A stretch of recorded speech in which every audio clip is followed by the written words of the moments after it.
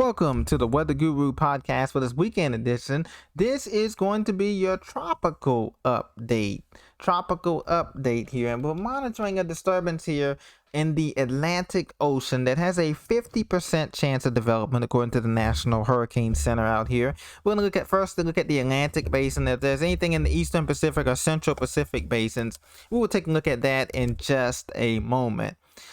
Earlier this afternoon and evening, the Air Force Reserve Hurricane Hunter aircraft based out of Biloxi, Mississippi, investigated the low-pressure system off the east coast of Florida and found a well-defined center of circulation about 185 miles east of Cape Canaveral, Florida, the Space Coast.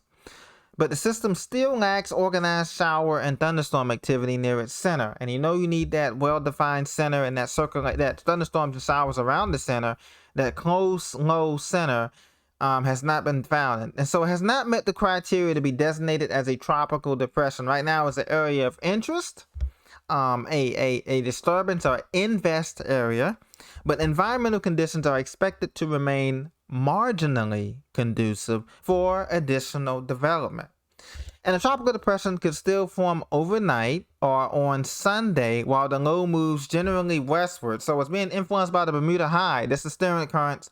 The steering currents is pushing it westward. The Bermuda High is pushing it westward. And so we could have a tropical depression overnight tonight or Sunday night while it's moving westward at 5 to 10 miles per hour toward the east coast of Florida.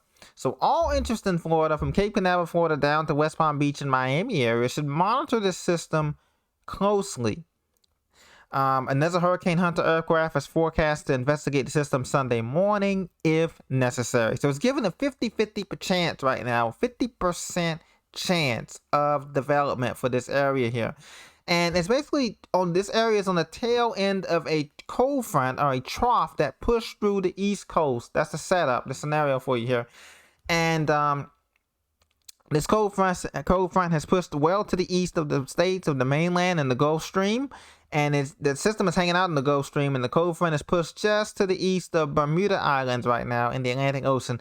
So it's given a 50% chance of development here for this system.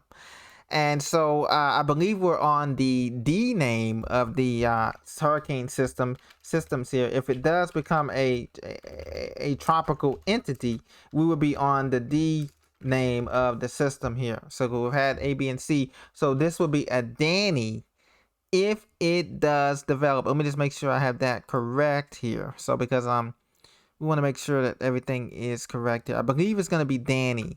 So it's either Danny or Elsa is what we have here for the next name system that we have. So that's going to be the naming of it right now that we've had. We've already had 5 storms right now, 5 total storms. So I'm sorry, the next name will actually be Elsa. Not Elsa. We might be on the F name storm because I think we've had 5 storms already, A, B, C, D, E. Yeah, we've already had Elsa. I'm sorry. So it'll be Fred. The next name would be Fred. Correction on that. The next name would be Fred if this system gets to a tropical storm status. But to make tropical storm status, it has to have winds above 39 miles an hour, sustained winds, 10-minute sustained winds above 39 miles an hour. And right now, it's just a disturbance. So if they give it a name, the next name would be Fred. If it can make tropical storm Fred, maybe to make a minimum storm just before landfall. But right now, it doesn't have much room to work with because right now it's about, it's only 185 miles off the coast and it's moving west at 10 miles an hour. So it basically has tonight and tomorrow, all day Sunday, to make its move, because Monday it'll be almost right on the coast, making a landfall, quote unquote, of whatever's left of this disturbance. So we may get Tropical Storm Fred out of that, we may not, just depending on the situation that's got going on. So there's something to monitor for our friends in Florida. Elsewhere in the tropics, everything else is quiet. In the far Atlantic, in the Caribbean, the Gulf of Mexico, everything is quiet. On the Eastern Pacific side, we have one system that has a 60% chance of development. It's been active. The Eastern Pacific has had at least 6 or 7 storms now. Guillermo was the last storm that they had. And Guillermo was a hurricane. There was another hurricane, I believe, that came out there. But this one has 60% chance of development. Located 1,600 miles west-southwest of the southern tip of Baja California. It continues to show signs of organization. Environmental conditions are favorable for conducive for more development. And you can get this given that this you can guarantee that this one is going to be a tropical storm by tomorrow night, Sunday night, in the Eastern Pacific. Fortunately, it's moving westward at 10 to 15 miles an hour. It's going to reach cooler waters next week south of Hawaii, and it probably will dissipate into a tropical depression elsewhere. And elsewhere in the Eastern Pacific, there's nothing else going on. Central Pacific is quiet. Hawaiian Islands look fabulous. Sunny skies. Surf, it looks beautiful. Clear skies. For those of us and those of them in Hawaii, Samoa, Fiji, Tonga, all those islands up there, nothing going on. No tropical development is expected for anybody else outside of the region. So this has been your tropical development update for this weekend. Be safe. Talk to you very soon.